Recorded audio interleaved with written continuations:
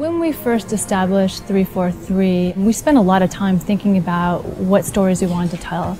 Bounding the universe, what's the first story we wanted to tell, what's the last story we wanted to tell within a timeline. The story that 343 was most excited about was Master Chief. It's the 10th anniversary of Halo. We're like, okay, we kind of have to do this at this point. It just makes a ton of sense. We are announcing at E3 this year Halo Combat Evolved Anniversary.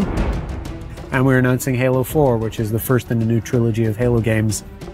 I think for most people, Halo 1 is the quintessential Halo. Not only did Bungie nail the controls for an FPS on a console, but they also told story in the most compelling way that it's ever been told in an FPS at that time. A couple of years ago, when we first started building the recipe for what would go into it, we had to put in a huge amount of thought into do we split up the multiplayer from the single player? Do we use the original Halo multiplayer and try and make netcode work with that? Do we use the reach code?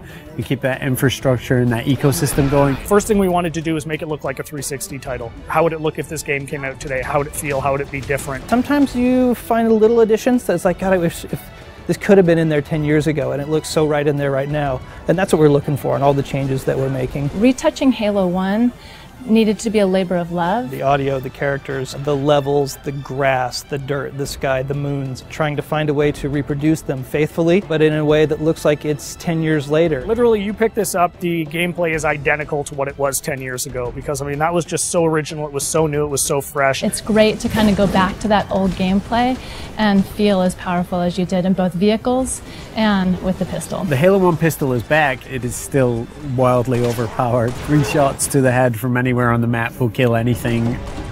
It's all in there. If you love flying into the beach on Silent Cartographer and starting in that first big fight, that's in there. It's looking like 2011. Co-op play was probably one of my favorite features 10 years ago.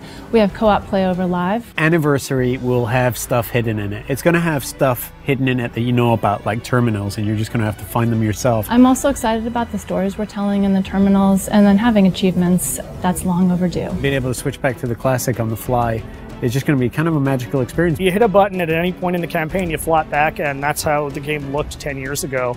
It's just great from a history standpoint to just look at it and go like, oh wow, my god, this is the game I remember. It feels like a modern game. It feels like an FPS that came out yesterday. It does not feel 10 years old. So we didn't touch the gameplay, but it's amazingly beautiful now. You look up in the sky and you see the Halo ring and you see the mountains and you're like, I've never been someplace like this before. And I feel that again now, seeing it. I mean, I feel it like I did 10 years ago. The beauty of this is this time on Xbox Live, you can just get back together with the same old crew and the same old posse, and I think virtual pizza parties are going to be the order of the day. It's super exciting to finally be able to talk about what we've been working on for the last years. Just reliving the Halo 1 campaign. For most people, the overall experience is going to be pretty incredible. We get Halo, we respect Halo, we appreciate it, and we're going to do right by it. What we're going to see at E3 is just going to be a first taste of that. I'm looking forward to being able to dish out a little bit more in the months to come. At PAX this August, we have Halo Fest, where you'll hear more about Halo 4,